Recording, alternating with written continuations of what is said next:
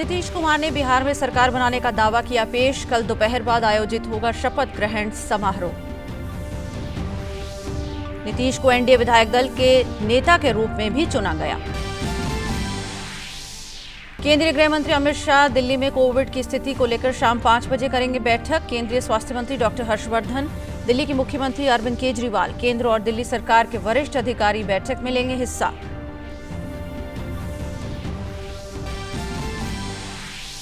जाने माने बंगाली अभिनेता सौमित्र चटर्जी का 85 वर्ष की आयु में निधन। उन्हें पद्म भूषण, दादा साहब फाल्के अवार्ड और 3 राष्ट्रीय फिल्म पुरस्कारों से किया गया था सम्मानित। प्रधानमंत्री मोदी ने ट्वीट कर चटर्जी की मौत को सिनेमा की दुनिया के लिए बहुत बड़ी क्षति बताया। राष्ट्रीय राजधानी क्षेत्र में वायु की गुणवत्ता में और गिरावट। एनसीआर के कई इलाकों में वायु की गुणवत्ता गंभीर श्रेणी में पहुंची।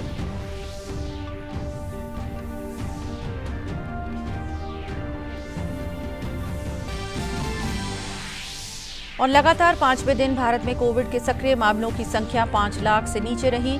99% हल्के लक्षणों वाले मामलों के साथ भारत में सक्रिय मामलों की संख्या घटकर 4,80,000 पर पहुंची। दुनिया भर में कोरोना वायरस संक्रमण के सक्रिय मामलों की संख्या बढ़कर 1.5 करोड़ के पार।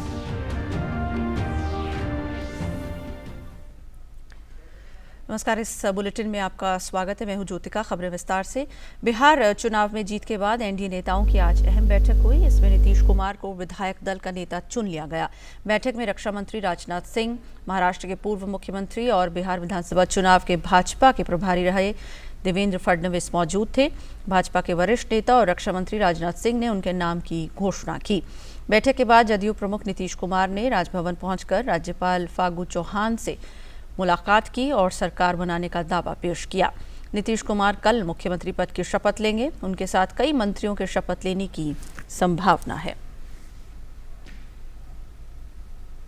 एनडीए विधानमंडल दल की बैठक हो गई, उसमें मुझे नेता के रूप में निर्वाचित किया गया। महामहिम राज्यपाल महोदय को उसका पत्र अभी दे दिया गया और उन्होंने इसको स्वीकार करते हुए मुख्यमंत्री के रूप में मनोनीत कर दिया। अब इसके बाद हम लोग बैठ कल शपथ ग्रहण समारोह होगा। कल 4 साढ़े 4 बजे जो भी होगा आफ्टरनून में होगा और उसके बारे में कितने लोग शपथ लेंगे, इन सब चीज़ों के बारे में अब निर्णय होगा। और इस पर और अधिक जानकारी के लिए पटना में मौजूद है हमारे संवाददाता धीरज कुमार। उनसे बात करते हैं। धीरज, नीतीश कुमार के नाम पे मोहर लग गई है। अब कल डिसाइड होगा कि उनके कैबिनेट का हिस्सा कौन कौन होंगे। हमने पहले भी बात की थी कि कई इस बार महिलाओं के योगदान की भी बात की जा रही थी, युवाओं के योगदान की बात की जा रही थी, नए चेहरे जो शामिल हुए हैं। तो लगता है कि कल कैबिनेट में ये नए चेहरे कैबिनेट का हिस्सा होंगे। बिल्कुल आपने सही कहा। जो नया जो कैबिनेट बनेगा वो ऊर्जावान होगा, नए युवाओं का होगा, महिलाओं का कैबिनेट होगा। क्योंकि इस बार के जो चुनाव हुए हैं उस चुनाव में महिलाओं ने बढ़ चढ़ कर हिस्सा लिया है। और मैं आपको बताऊं कि जबकि तीसरे चरण का चुनाव हो रहा था तो लगभग 65% महिलाओं ने मतदान किया, जो कि अपने आप में एक रिकॉर्ड है। अभी कई जो महिला विधायक जो इस बार चुनकर आई है उनसे भी मैंने बात करने की कोशिश की और बात भी किया, तो उन्होंने भी यही बताया कि नहीं, पंचायती राज में बिहार को 50% रिजर्वेशन है। तो उसी आधार पर जो महिलाओं की जो बात हो रही है, महिलाओं को भी जो विधानसभा के चुनाव में जो जीत के आई हैं उनको भी मौका मिलना चाहिए, उनको भी उनके लिए भी एक रिजर्वेशन होना चाहिए। दूसरी बात, जहाँ तक आपने पूछा कि नए चेहरों को और युवाओं चेहरों की बात की, तो जबकि इस बार के चुनाव में 95 नए चेहरे जीत कर आए हैं और जो पिछले जो हैं वो 9 जो मंत्री थे वो चुनाव हार गए हैं। तो इस बार का जो मंत्रिमंडल का जो प्रारूप होगा वो नया तो अवश्य होगा, क्योंकि जो मंत्री हार गए हैं उन्हें तो दोबारा मंत्री बनाया नहीं जाएगा। तो जो मंत्री का जो चयन हो गया वो नए चेहरे होंगे, वो फ्रेश चेहरे होंगे और जो ऊर्जावान होंगे, जो पहली बार जीत कर आए हैं या जिन्हें पहली या दूसरी बार जिन्हें जो विधानसभा पहुंचने का मौका मिला है। तो इस बार कि जो मंत्रिमंडल के जो प्रारूप की बात है, उस प्रारूप के अनुसार कल शाम 6:30 बजे ऐसा माना जा रहा है कि नीतीश कुमार 7वीं बार बिहार में मुख्यमंत्री पद का शपथ करेंगे। और जहां तक बात उप मुख्यमंत्री की है, तो जो 2-3 दिनों से जो अटकलें लगाई जा रही थी कि किसके नाम पे उप मुख्यमंत्री का सेहरा होगा, किनके नाम पे मुहर लगेगी, तो अभी ये मुहर अभी भी लगना बाकी है और अभी भी पार्टी की तरफ से जो किसी तरह की आधिकारिक घोषणा नहीं हुई है कि उप मुख्यमंत्री का चेहरा कौन होगा। और जहां तक अगर भाजपा विधायक दल के बैठक की बात करें, तो कटिहार सदर के विधायक तारकेश्वर प्रसाद के नाम पर मुहर लग गई है। अब उनके नाम पे, तारकेश्वर प्रसाद के नाम पे मुहर लगने के बाद एक खबर और चल पड़ी है कि हो सकता है कि तारकेश्वर प्रसाद को डिप्टी सीएम बनाया जाए। लेकिन ज्योतिका जी, अभी तक जो भी खबरें हैं वो अटकल है, वो अनुमान है, उसमें सच्चाई तभी आएगी जबकि कोई आधिकारिक पुष्टि होगी। जी बिल्कुल।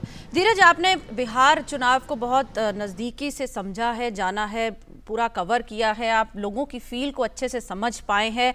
आपसे जानना चाहेंगे, क्योंकि युवा चेहरे जब चुनकर आए हैं तो जाहिर सी बात है बिहार राज्य की जनता भी चाहती है कि इस बार इन युवाओं को भी एक मौका दिया जाए, यानी कि जो एक चेंज आया है सोच में और एक नए चेहरों को मौका देने में, वो साफ दर्शाता है कि हम विकास की राह पर जाना चाहते हैं लोग, और चाहते हैं कि विकास हो राज्य में, और जो लोगों के लिए अपॉर्चुनिटीज़ हैं वो ज़्यादा बढ़े, और जो चैलेंजेस राज्य फेस कर रहा है उनसे उन्हें छुटकारा मिले। बिल्कुल आपने सही कहा है। यहाँ जबकि मैं पटना में आया और पटना के कुछ जगहों पे मैंने जबकि घूम कर देखा, तो मेरे मन में जो संशय था वो मिट गया। जो डिजिटल इंडिया का जो कार्यक्रम है केंद्र सरकार का, उस कार्यक्रम का बिहार में कितना असर है ये देखने की चीज़ है कि जब भी कोई नेताओं की गाड़ी आती है, जबकि कोई लगता है कि किसी तरह की सनसनाहट की आवाज़ आ रही है, तो यहाँ के जो लोकल जो मीडिया कर्मी है वो कैसे मोबाइल लेकर आगे बढ़ते हैं, और जो बड़े जो मीडिया घराने के जो बड़े मीडिया के जो पत्रकार हैं वो पीछे उनको देखते रह जाते हैं। तो डिजिटल मीडिया का जो पूरा प्रचार पूरे बिहार में कोने कोने में हो चुका है। और जहाँ तक आप विकास की बात की है, सुशासन की बात की है, डबल इंजन सरकार की बात की है, तो मैं आपको बता दूं कि बीते 15 साल में जो जंगल की जो सरकार थी, जो लॉ एंड ऑर्डर की जो चुनौती वाली सरकार थी, या जहां गड्ढे नहीं थे, जहां बिजली और पानी की चुनौती थी, वहां कैसे बिहार में परिवर्तन आया है,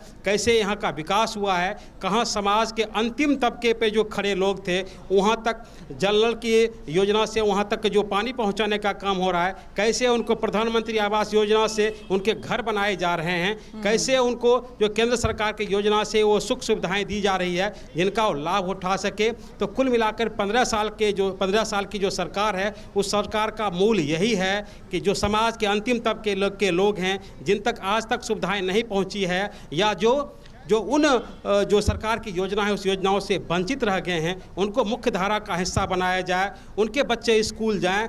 मैं आपको बता दूं कि जो 3.5 साल पहले जबकि राजद के साथ नीतीश कुमार थी, तो मुझे एक बार फिर लग रहा था, या लोगों को ऐसा लग रहा था कि हो सकता है बिहार पिछड़ जाए, क्योंकि बिहार में स्वच्छ भारत की योजनाएं पिछड़ रही थी, मनरेगा जैसी योजनाएं पिछड़ रही थी। लेकिन एक बार पुनः जबकि सत्ता परिवर्तन होता है और नीतीश कुमार जो केंद्र सरकार के साथ भाजपा के साथ आते हैं, तो वही बिहार ने बदलाव करके दिखाया। और मैं आपको बता दूं, जो लक्ष्य था कि 2024 तक जो लक्ष्य था कि बिहार को जो स्वच्छ भारत अभियान के जरिए स्वच्छ बनाना है, उस लक्ष्य को बिहार पहला राज्य बना जिसने सबसे पहले आकर दिखाया। जहां तक बात अगर 7 निश्चय की है, जिसकी बात बार बार मुख्यमंत्री नीतीश कुमार करते हैं, उस 7 निश्चय योजनाओं को पूरा कराने के लिए, बिहार के ग्रामीण जो आबादी है उनको विकसित करने के लिए, ग्रामीण जो आबादी है उनको मुख्य धारा में लाने के लिए, और समाज के जो पिछड़े लोग हैं उनको भी मुख्य धारा का हिस्सा बनाने के लिए जो काम हुआ है,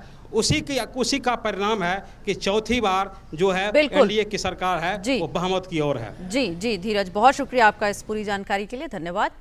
आगे बढ़ते हैं। मशहूर अभिनेता सौमित्र चटर्जी का 85 साल की उम्र में निधन हो गया। पिछले कई महीनों से उनका स्वास्थ्य खराब चल रहा था और वे कोलकाता के एक निजी अस्पताल में भर्ती थे। वे अक्टूबर की शुरुआत में कोरोना वायरस से संक्रमित हो गए थे। 5 अक्टूबर को उनकी कोरोना पॉजिटिव रिपोर्ट आई थी। हालात बिगड़ने पर उन्हें आईसीयू में रखा गया था, जिसके बाद भी उनकी हालत में सुधार नहीं हुआ। इसके बाद उन्हें लाइफ सपोर्ट सिस्टम पर रखा गया। अस्पताल में रहने के दौरान उनकी न्यूरोलॉजिकल हालत ज़्यादा ख़राब हुई। पिछले 48 घंटे में उनकी तबीयत और ख़राब हुई। सौमित्र चटर्जी का अंतिम संस्कार कोलकाता के कोटोरला शमशान घाट में किया जाएगा। सौमित्र चटर्जी बांग्ला सिनेमा की बड़ी शख्सियत थे। उन्होंने 1959 में फिल्म ऑपुर संसार से अपने करियर की शुरुआत की थी। सौमित्र चटर्जी ने ऑस्कर विनिंग डायरेक्टर सत्यजीत रे के साथ 14 फिल्मों में काम किया था। वो उनके सबसे ज़्यादा चहीते एक्टर बन गए थे। पहले भारतीय थे जिन्हें किसी कलाकार को दिए जाने वाला फ्रांस का सबसे बड़ा अवार्ड दिया गया था।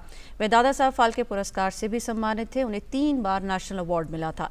इसके अलावा वे संगीत नाटक academy award, 7 film fair award के साथ पद्म भूषण से भी सम्मानित किए गए थे। तो सिनेमा ने एक महान अदाकार को खोया। राष्ट्रपति रामनाथ कोविंद ने दिग्गज बांग्ला अभिनेता सौमित्र चटर्जी के निधन पर शोक जताया है। उन्होंने ट्वीट करके कहा कि सौमित्र चटर्जी के निधन के साथ भारतीय सिनेमा ने अपना एक दिग्गज खो दिया है। उन्हें सत्यजीत रे की उत्कृष्ट फिल्मों सहित अपू ट्रायोलॉजी जैसी अन्य यादगार फिल्मों के लिए विशेष रूप से याद किया जाएगा। सौमित्र चटर्जी को अपने शानदार अभिनय के लिए दादा साहब फाल्के पुरस्कार, पद्म भूषण और लेगियन डी होनर सहित कई राष्ट्रीय और अंतर्राष्ट्रीय पुरस्कारों से सम्मानित किया गया। उनके परिवार, फिल्म बिरादरी और दुनिया भर के उनके लाखों प्रशंसकों के लिए मेरी संवेदनाएं हैं। वहीं प्रधानमंत्री नरेंद्र मोदी ने भी सौमित्र चटर्जी के निधन पर शोक जताते हुए कहा कि श्री सौमित्र चटर्जी का निधन विश्व सिनेमा के साथ साथ पश्चिम बंगाल और पूरे देश के सांस्कृतिक जीवन के लिए बहुत बड़ी क्षति है। उनके निधन से अत्यंत दुख हुआ है। परिजनों और प्रशंसकों के लिए मेरी संवेदनाएं। ओम शांति। जाने माने बांग्ला अभिनेता सौमित्र चटर्जी के निधन पर लोकसभा अध्यक्ष ओम बिरला ने भी शोक व्यक्त किया है। उन्होंने कहा कि दादा साहब फाल्के पुरस्कार व पद्म भूषण से सम्मानित दिग्गज बांग्ला अभिनेता श्री सौमित्र चटर्जी का निधन सिने जगत के लिए अपूर्णीय क्षति है। फिल्मी जगत में अमूल्य योगदान के लिए उन्हें सदैव स्मरण किया जाएगा। शोक संतप्त परिवार व प्रशंसकों के प्रति मेरी शोक संवेदनाएं। ओम शांति। केंद्रीय सूचना और प्रसारण मंत्री प्रकाश जावड़ेकर ने सुप्रसिद्ध बंगाली अभिनेता सौमित्र चटर्जी के निधन पर ट्वीट कर गहरा दुख व्यक्त किया है। ट्वीट में केंद्रीय मंत्री ने कहा कि प्रतिष्ठित बंगाली अभिनेता सौमित्र चटर्जी का निधन फिल्म उद्योग के लिए एक बड़ी क्षति है। उनके परिवार, दोस्तों और प्रशंसकों के प्रति हार्दिक संवेदनाएं। ओम शांति।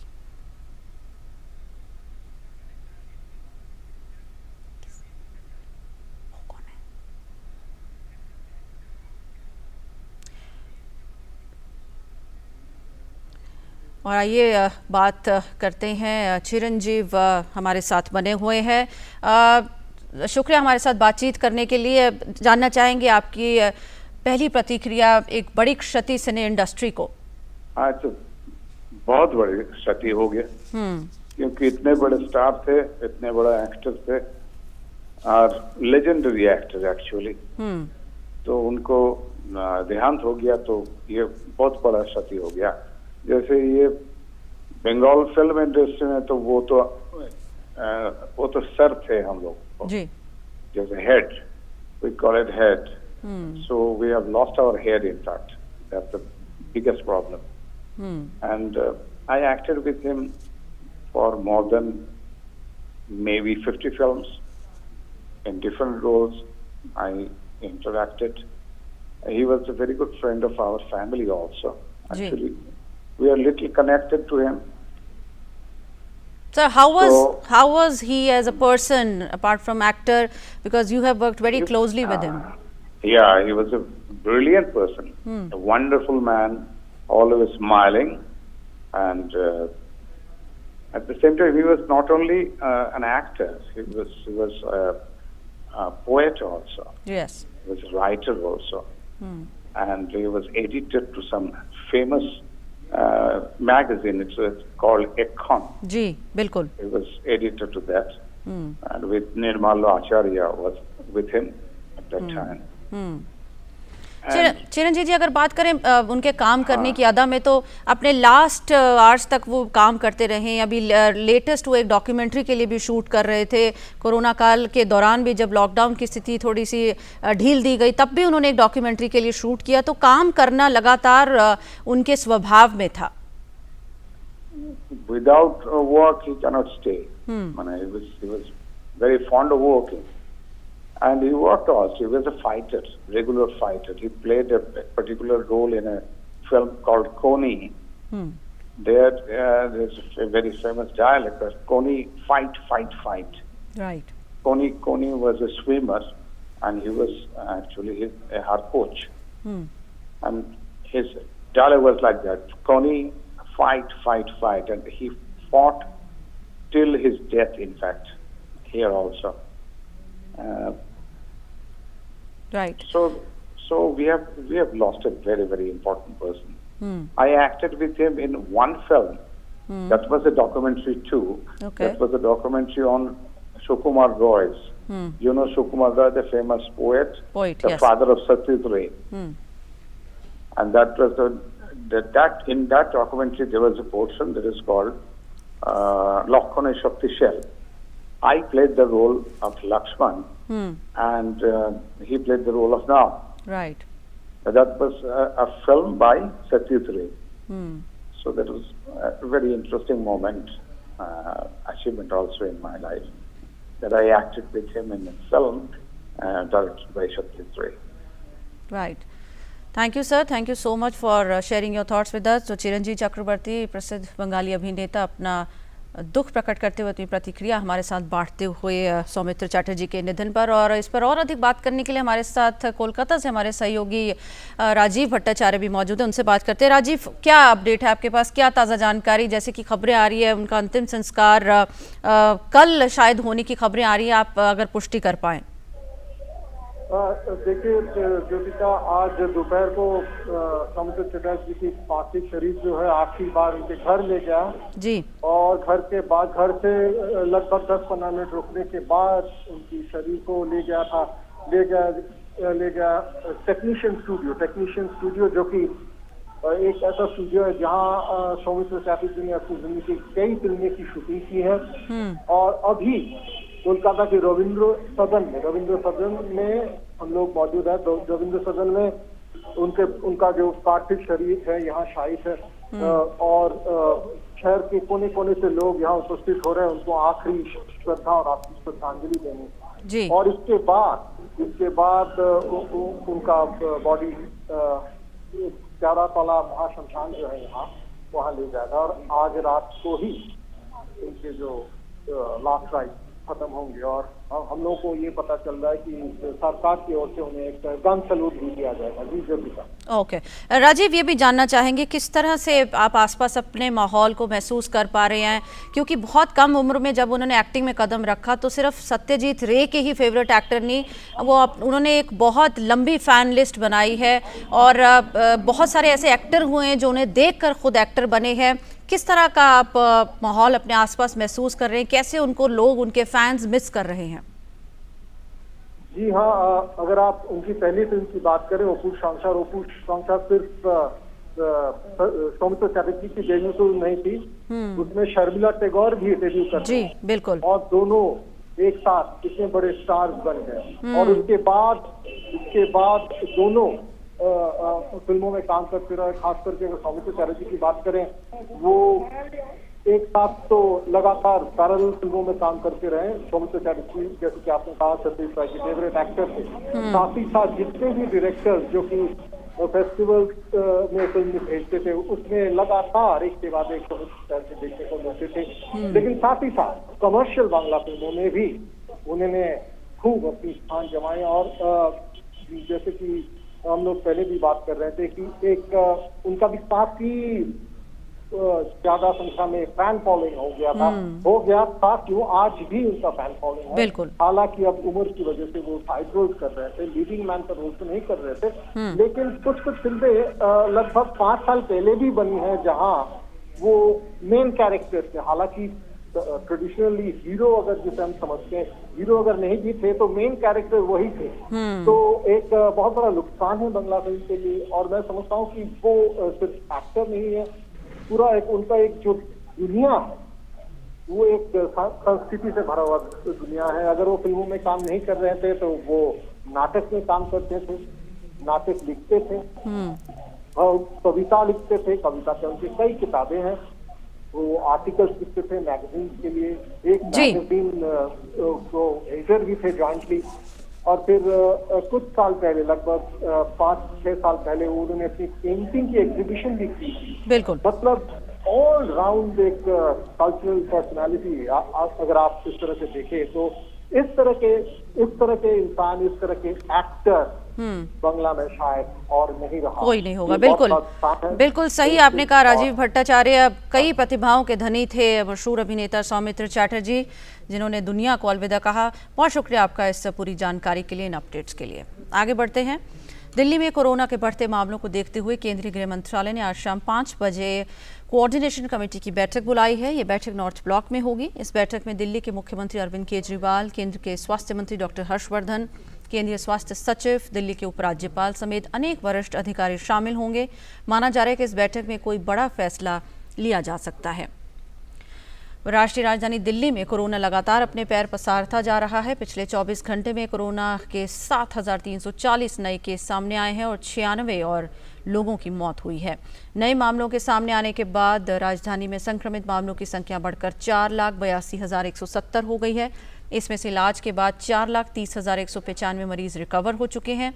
दिल्ली सरकार की तरफ से जारी हेल्थ बुलेटिन के मुताबिक शहर में इस वायरस की वजह से अब तक 7,519 मरीजों की मौत हो चुकी है और एक्टिव केस यानी इलाज करा रहे मरीजों की संख्या 44,456 है।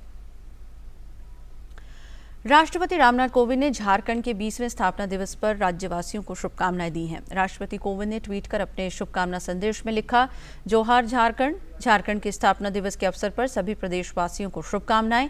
झारखंड प्रबुद्ध प्राकृतिक संसाधनों और समृद्ध संस्कृति वाला राज्य है, जिस पर हम सभी को गर्व है। मेरी कामना है कि भगवान बिरसा मुंडा के आशीर्वाद से राज्य आने वाले वर्षों में निरंतर विकास करता रहे।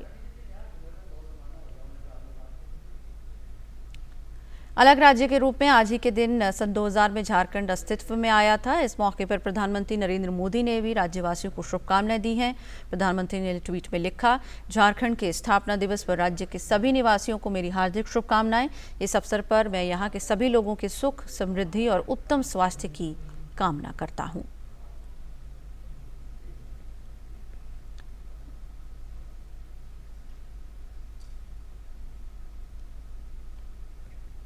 प्रधानमंत्री नरेंद्र मोदी ने झारखंड के महान स्वतंत्रता सेनानी भगवान बिरसा मुंडा को उनकी जयंती पर श्रद्धांजलि दी है। प्रधानमंत्री ने अपने ट्वीट में भगवान बिरसा मुंडा पुष्पांजलि अर्पित करते हुए अपनी एक तस्वीर भी शेयर की है। भगवान बिरसा मुंडा को श्रद्धांजलि देते हुए प्रधानमंत्री ने ट्वीट में लिखा, भगवान बिरसा मुंडा जी को उनकी जयंती पर शत-शत नमन। वे गरीबों के सच्चे मसीहा थे, जिन्होंने शोषित और वंचित वर्ग के कल्याण के लिए जीवन पर्यंत संघर्ष किया। स्वतंत्रता आंदोलन में उनका योगदान और सामाजिक सद्भावना के लिए किए गए उनके प्रयास देशवासियों को सदैव प्रेरित करते रहेंगे। 13 नवंबर को पाक सीजफायर उल्लंघन में शहीद सीमा सुरक्षा बल के सब इंस्पेक्टर राकेश डोभाल को आज श्रीनगर में अंतिम विदाई दी गई। बीएसएफ के जवानों ने देश की सीमा की रक्षा करते हुए सर्वोच्च बलिदान देने वाले 1011 आर्टिलरी रेजिमेंट के राकेश डोभाल को नम आंखों से अंतिम विदाई दी। फ्रंटियर बीएसएफ कश्मीर के आईजी राजेश मिश्रा ने बीएसएफ मुख्यालय हमहमा में शहीद राकेश को पुष्पांजलि अर्पित की।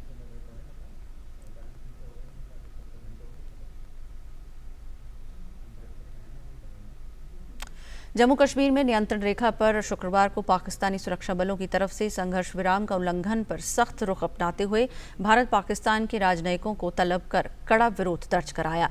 एलओसी पर पाकिस्तान की तरफ से की गई इस फायरिंग में 4 नागरिकों की मौत हुई, जबकि 19 गंभीर रूप से घायल हैं।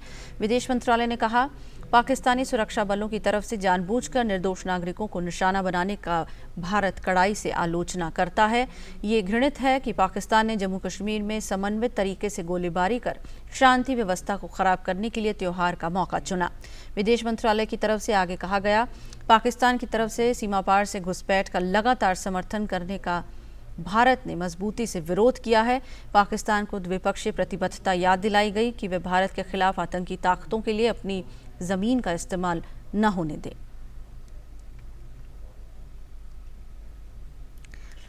राजधानी दिल्ली में प्रदूषण गंभीर स्तर पर पहुंच गया है। सफर इंडिया के मुताबिक दिल्ली का वायु गुणवत्ता सूचकांक 421 है। राजधानी दिल्ली के कई हिस्सों में धुंध की चादर नजर आई। दिल्ली के मथुरा रोड की वायु गुणवत्ता सूचकांक 458 मापी गई। वहीं अंतर्राष्ट्रीय हवाई अड्डे पर वायु गुणवत्ता 433, जबकि दिल्ली विश्वविद्यालय में वायु गुणवत्ता सूचकांक 444 रहा।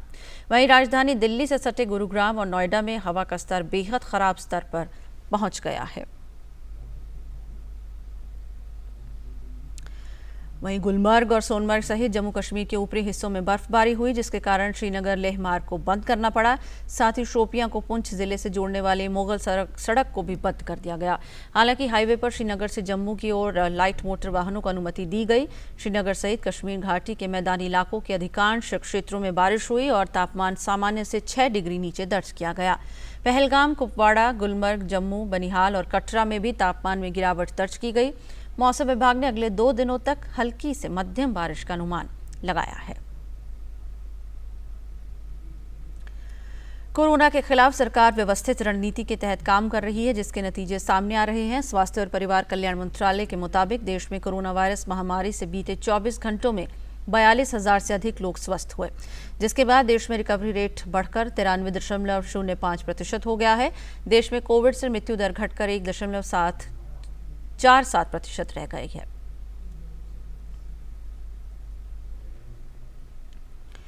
केंद्रीय स्वास्थ्य एवं परिवार कल्याण मंत्रालय ने कहा है कि भारत में पिछले 5 सप्ताह से कोरोना संक्रमण के औसत नए मामलों में गिरावट देखी गई है। देश में नवंबर के दूसरे सप्ताह में औसत 45,295 मामले दर्ज किए गए।